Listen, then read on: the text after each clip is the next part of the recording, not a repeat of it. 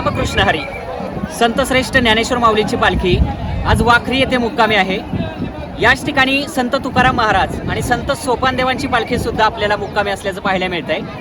पंढरपुरात पालख्या दाखल होण्यापूर्वी वाखरी गावामध्ये माऊलींचा शेवटचा मुक्काम असतो आणि त्यानंतर आजच दुपारनंतर किंवा संध्याकाळी सर्व मानाच्या पालख्या या पंढरपूरमध्ये दाखल होतील. संतश्रेष्ठ ज्ञानेश्वर माऊलीच्या पालखीसोबत आपण मागच्या काही दिवसामध्ये आहोत आणि वारीचं सगळं कव्हरेज घेत आहोत. आज सकाळी आपण इथे वाखरीच्या पालखी तळावरती ज्ञानेश्वर माऊलींची, संत तुकाराम महाराजांची आणि सोपानदेवांची पालखी आहे. त्या पालखीचं सगळ्यात आधी दर्शन घेण्यासाठी जाऊयात, पादुकांचं दर्शन घेऊयात आणि नंतरच मग दुपारी बरोबर 2 वाजता या वाखरीच्या पालखी तळावरून पंढरपूरच्या दिशेनं माऊलींचं प्रस्थान होणार आहे.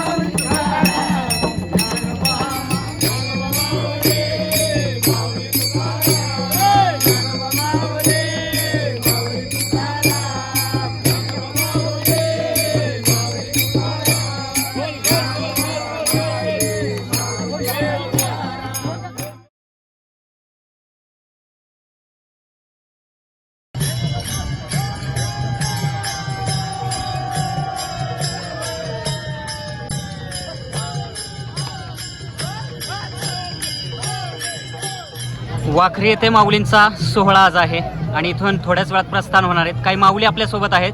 माऊली रामकृष्ण हरी. वय किती तुमचं? 50. किती वर्षापासून वारी करताय? 5 वर्षापासून. पूर्णपणे चालत वारी असते का तुमची आळंदी ते पंढरपूर? मग चालून पाय वगैरे दुखत नाहीत का? बरं, माऊलींसोबत अगदी आळंदी ते पंढरपूर एवढा मोठा शेकडो किलोमीटरचा प्रवास असतो.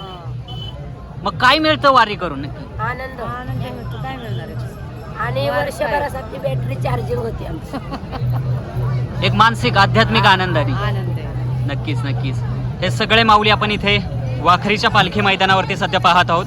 थोडा वेळ विसावा घेत आहेत आणि बरोबर 2:30 वाजता इथून संतश्रेष्ठ ज्ञानेश्वर माऊलींचा जो पालखी सोहळा आहे तो पंढरीच्या दिशेनं प्रस्थान करेल. माऊली, तुमचं वय किती? 74. किती वर्षापासून वारी करताय? 31 वर्ष झाली. 31 वर्ष. येणं घरी. वा, काय अनुभव आहे तुमचा? व नक्की वारी करून काय मिळतं तुम्हाला? मिळायचं काय मिळायचं? हे आनंदच लुटायचा, दुसरं काय मिळायचं आपल्याला? आणि काय पाहिजे ती काय देणार पुरणार आहे आपल्याला? बरं, आता वारी संपणार आहे. हो. उद्या आषाढी एकादशी. हो. एकादशी नंतर वारीची सांगता होते. हो. पुढं काय? पुढे जायचं आपल्या घरी. मग पुढे आपल्या नेहमीच्या कामात पांडुरंग बघायचं.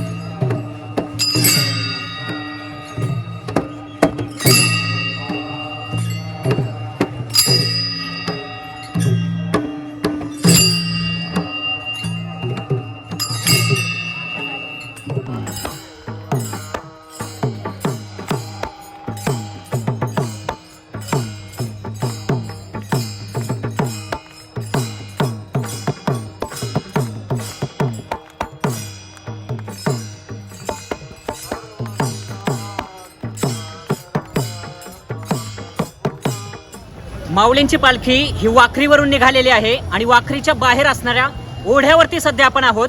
खरं तर आषाढी वारी हा फक्त भक्तीचा सोहळा नाहीये, तर सामाजिक संदेश देणारा तो एक फार मोठा सोहळा आहे. कारण सगळ्या जाती धर्माची लोक ही आषाढी वारीमध्ये सहभागी होत असतात. इथं कोणीही मोठा नाही, कोणीही लहान नाही, तर सगळी माणसं ही सारखी आहेत. हा सामाजिक संदेश देण्याचं काम ही पंढरीची वारी करत असते. आणि या वारीमधला आजचा हा अखेरचा सोहळा आपल्याला पाहायला मिळणार आहे. माऊलींची पालखी ह्याच पंढरीमध्ये येऊन दाखल होणार आहे. परंतु वाखरीवरून निघाल्यानंतर एक असा सोहळा आपल्याला पाहायला मिळेल जो फार थोड्या लोकांना पाहायला मिळत असतो. माऊलींची पालखी ही वाखरीमधून ओढ्याच्या मार्गे पुढे आल्यानंतर इथेच आपल्याला जे आळंदीवरून निघालेली मूळ पालखी आहे त्या पालखीमधून माऊलींची पालखी बाहेर काढली जाते आणि वडार समाजाचे काही बांधव आहेत त्यांच्या रथामध्ये ती पालखी दिली जाते आणि स्वतःच्या हाताने वडार समाज बांधव आहेत ते स्वतःचा जो रथ आहे तो ओढत माऊलींना घेऊन पुढे पंढरीच्या दिशेने मार्गस्थ होत असतात. हा फार मोठा सोहळा आहे आणि वर्षानुवर्ष चालत आलेली ही एक खूप मोठी परंपरा आहे. आणि या परंपरेचा मान इथे असणाऱ्या वडार समाजाच्या ज्या काही बांधवांना आहे ते बांधव आता पुढे काही क्षणांमध्ये आपल्याला त्या रथांमध्ये ज्यावेळी माऊलीची पालखी विराजमान होईल त्यावेळेला स्वतःच्या हाताने तो रथ ओढत पुढे पंढरीच्या दिशेने मार्गस्थ होताना आपल्याला पाहायला मिळतील.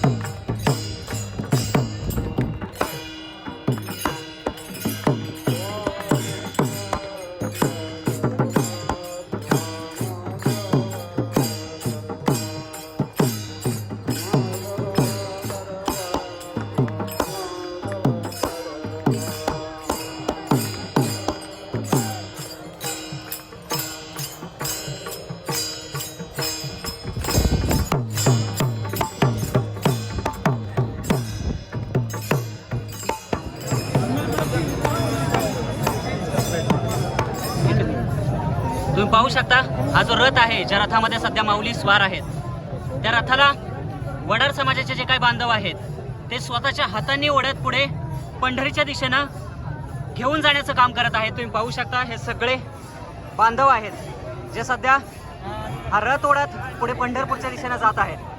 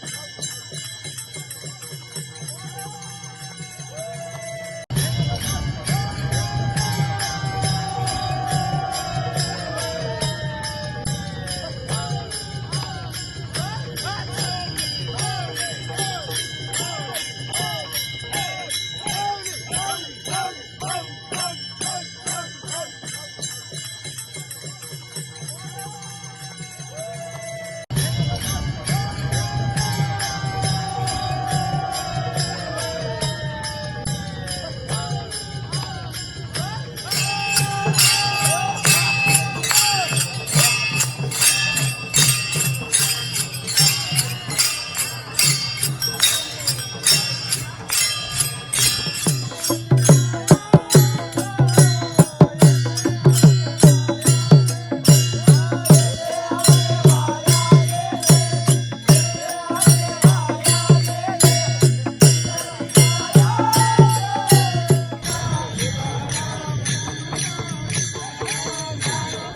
मी एकटा असतो पाटणमधून निघणारा प्रत्येक वेळेला माझ्या बाजूला एक जेजुकर असतात, एक खंडाळ्याचा एक माणूस असतो, एक वाल्याचा असतो. आम्ही 5 जण एकमेकाशी आजारी कोणी पडलं एकमेकाचा विनय घेतो वा.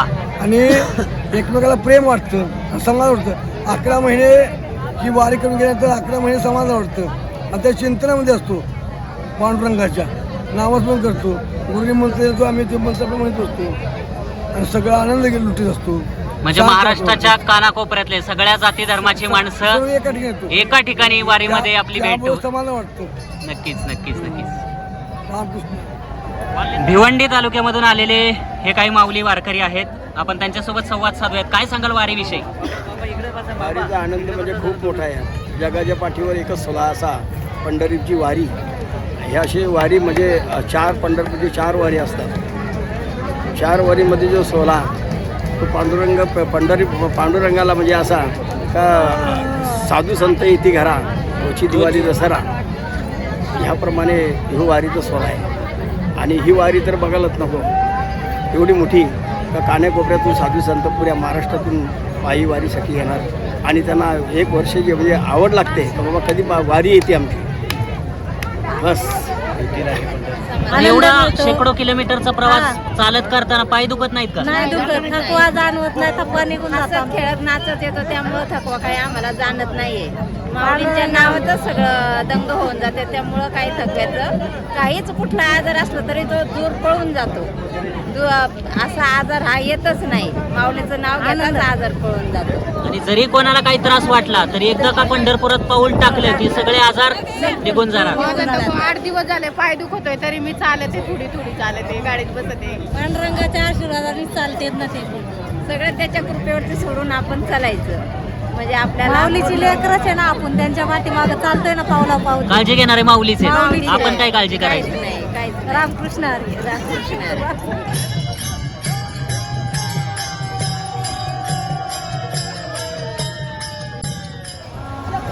वडार समाजाच्या रथामध्ये बसून माऊलींचं पंढरपूरच्या दिशेनं प्रस्थान झालेलं आहे.